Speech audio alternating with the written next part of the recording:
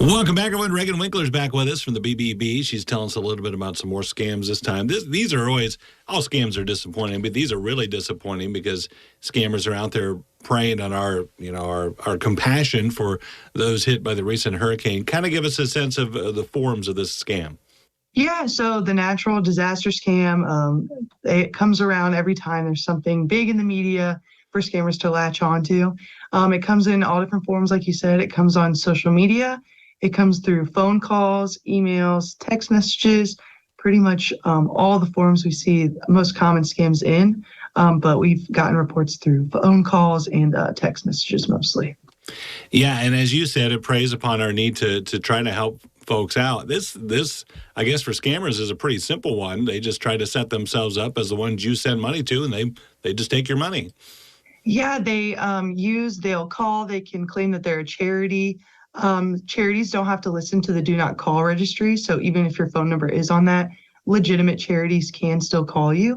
So scammers will take advantage of that and they'll call consumers or potential victims and try to get them to give personal information over the phone and just trying to get them to donate that way or through text. They send links and emails as well, text and emails, and they'll try to get you to click on a link and it'll take you to a website that looks legitimate or can match a reputable charity that you've seen before.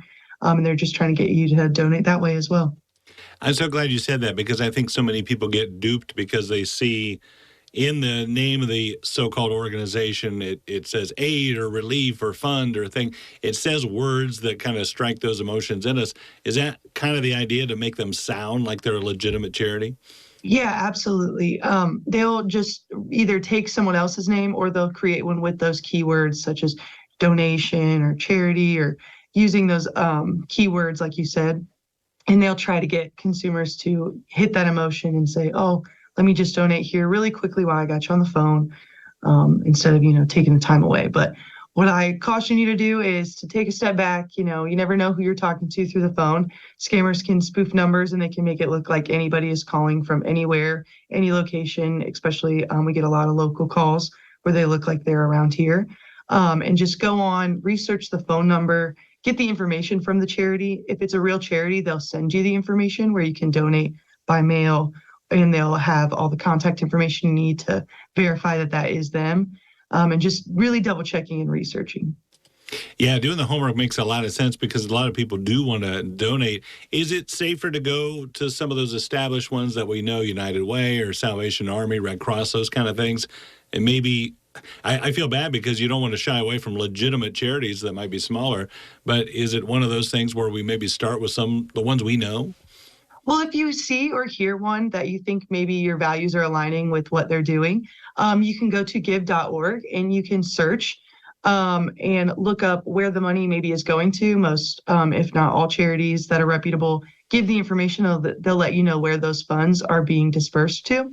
And you don't want to donate to any charity that maybe just popped up around for certain disasters or certain events. So you want to look for ones that have a following or have a track record of that they are actually doing what they say they're going to do. So you can always donate to the bigger charities, but if you would like to do more localized donations, definitely just looking at places that have been around for at least over a year, and seeing that they have had some sort of efforts and they're putting the money where they say they're going to, not just in their pockets. I know you guys do such a good job of tracking all these scammers. Is this one of those, this would really help if someone calls and says, hey, I got a call or an email or a text from somebody calling themselves this, and then you can kind of pinpoint, oh, okay, these are some of the major ones going around trying to get your money. Yeah, absolutely. We love to know the names. If there is a scammer that is calling and they're using a similar name, it's easier to get the word out. The number one way to tell people about scams is word of mouth. That's the way most people hear about it. So if you can connect it to something more specific, it's easier. But if there's hurricane relief ones that are popping up, just be cautious and, looking those up. And if there's any on social media through GoFundMe accounts or anything like that, make sure you're reading those descriptions. You're looking at the profile that posts to them. Make sure that profile has been around, that has maybe 40 plus friends. Anything less, it might look like a newer account. And just double checking the images that they're using and the information that they're providing.